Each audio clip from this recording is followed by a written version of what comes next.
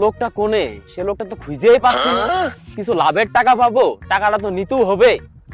এই জায়গায় তো আসতে কইলো, কই সে লোকটা? মনে হচ্ছে ওই জায়গায় কটা ছেলে বিলে বসে রয়েছে, ওদের কাছেই শুনি এনে আছে কি না দেখে নি।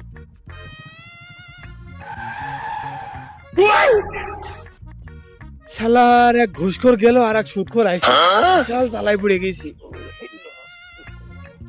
চুপ কর চুপ কর। আরে সভাপতি সাহেব যে, আসসালামু আলাইকুম। আসসালামু আলাইকুম সভাপতি সাহেব। ওয়ালাইকুম আসসালাম। একটা লোকের কাছে কিছু লাভের টাকা পাতাম, তাই নিতে আসলাম। কোন লাভের টাকা সে তো বুঝতেই পারিস। কি রে, এটা কি কলি মনে হইলো? কি কলি রে? কই না, আপনি আমাদের মসজিদের সভাপতি না, আপনার নামে কি কব? কি शाबाश बेटा। না না না না, এখন বসছি না, আমার বহুত কাজ আছে। তা সভাপতি সাহেব ওইসব কথা বাদ দেন।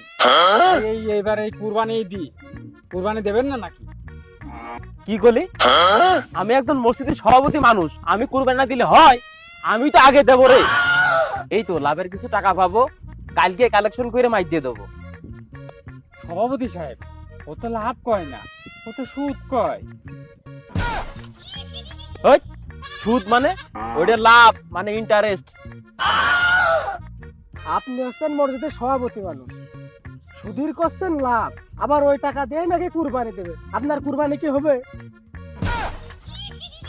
আমি মসজিদের সভাপতি মানুষ, আমার জন্য সব হালাল। তা আপনি মসজিদের সভাপতি মানুষ বলে কি আপনার সবগুলা মাপ নাকি? অবশ্যই, আমি মসজিদের সভাপতি না, আমার জন্য সব হালাল।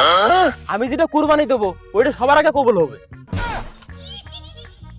এই তোদের সাথে ফাওয়াসাল পাড়ার সময় আমার নেই, আমি সভাপতি মানুষ, আমার মসজিদ জাতি হবে, আরো লাভের কালেকশন রয়েছে, আমি গেলাম। দেখেছিস তালি, এই হচ্ছে দেশের অবস্থা। সে মসজিদের সভাপতি মানুষ, তাও বলে ওই সুদের টাকা দিয়ে বলে গরু কিনবে, তা বলে তার জন্য নাকি সেটা হালাল হয়ে যাবে। এটা কি মানা যায়? এই হলো দেশের অবস্থা। আর একজন কি করলে তার কথা তোরা করলি নি? আর একজন বলে লোক দেখানো কুরবানি দিচ্ছে। এসে আমরাই ভাই শতগুণে ভালো আছি। চল আমরা নামাজে যাই, নামাজ পড়ে আসি।